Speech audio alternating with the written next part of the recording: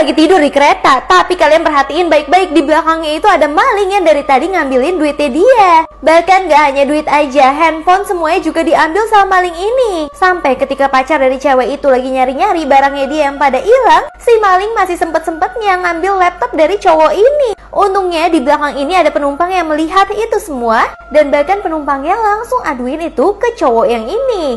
Si cowok yang udah mengetahui hal itu nggak langsung dong ngelabrak si maling.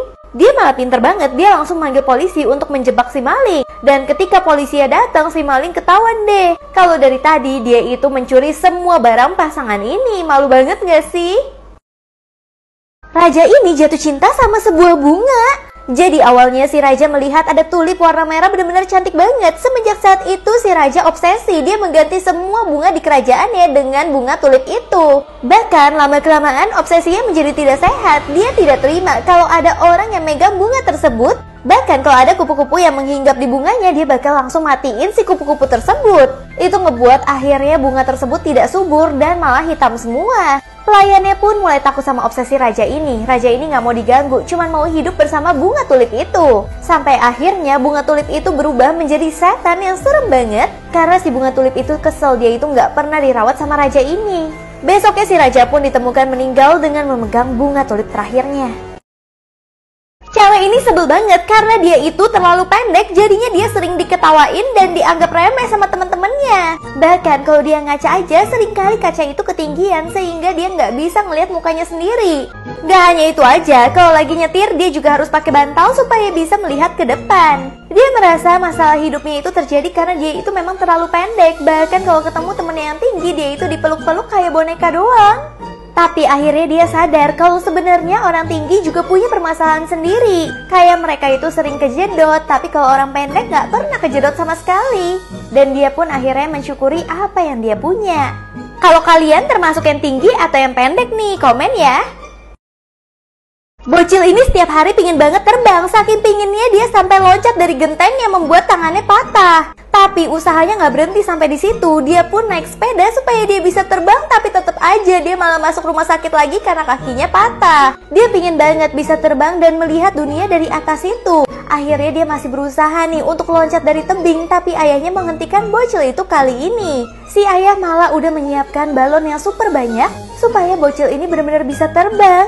Bahkan si ayah ngajak semua temennya untuk menemani bocil ini terbang. Ternyata semua cita-cita itu bisa lo digapai asal ada orang yang mendukungnya. Cewek ini masukin berlian yang banyak banget ke dalam jok motor orang. Jadi cewek ini setelah masukin berlian tersebut, terus dia bakal sobek-sobek bajunya pura-pura kalau dia itu adalah pengemis. Ternyata dia itu adalah pencuri berlian kelas kakap. Dan ketika polisi melihat dia, polisi nggak akan menangkap karena kirain dia pengemis doang. Tapi saat dia udah umpetin berliannya, tiba-tiba motornya itu hilang. Dia pun langsung ngecek motornya untuk melihat apakah berliannya itu masih ada di sana. Tapi ternyata berliannya udah hilang. Dan ketika mereka masuk ke dalam rumah cowok tersebut, ternyata udah ada semua polisi di situ. Karena ternyata cowok tersebut merasa pas lagi naik motor kok ada yang ngeganjel ya, dibokongi dia. Dia pun langsung melapor polisi sehingga polisi bisa menemukan pencuri berlian itu. Cewek yang baru kabur dari penjara ini pura-pura jadi kakek-kakek supaya bisa kabur dari polisi. Jadi awalnya ada seorang tahanan perempuan yang kabur dari penjara. Tiba-tiba dia langsung masuk ke rumah orang yang mana orangnya itu lagi tidur. Tapi karena takut ketahuan, akhirnya dia pakai topeng mirip kakek-kakek supaya dipikir adalah suami dari cewek yang lagi tidur ini. Si polisi nggak tahu apa-apa sampai akhirnya ketika dia mau kabur, ternyata cewek yang lagi tidur kaget banget karena ada kakek-kakek di sampingnya. Itu ngebuat akhirnya polisi tahu kalau kakek-kakek tersebut adalah tahanan yang kabur. Padahal udah keren banget caranya, tapi tetap aja ketahuan. Rumah ini sakit demam, saking panasnya nggak ada yang bisa masuk rumah ini sama sekali. Nah kebetulan tante-tante ini lagi mau menjual rumahnya, tapi saat dia pegang rumahnya dia benar-benar kepanasan banget. Tapi dia pun masih maksa masuk rumah ini. Ternyata di dalam rumahnya udah penuh dengan muntah. Saking sakit ya di dalamnya rumah ini tuh udah sering muntah dan bahkan dia itu bisa bersin. Tiba-tiba si rumah itu membersihkan sebuah buku album foto gitu. Dan ketika cewek penjual rumah ini melihat, dia melihat rumah ini dalam keadaan yang sehat banget dan masih dirawat. Akhirnya si cewek langsung kasihan sama rumah ini dan gak jadi menjualnya. Bahkan dia langsung merawat rumah ini supaya rumah ini bisa kembali sehat. Bahkan dia akhirnya memutuskan untuk merawat dan tinggal di dalam rumah tersebut. Bocil ini udah 20 tahun tapi masih nggak tahu 2 tambah 2 tuh berapa.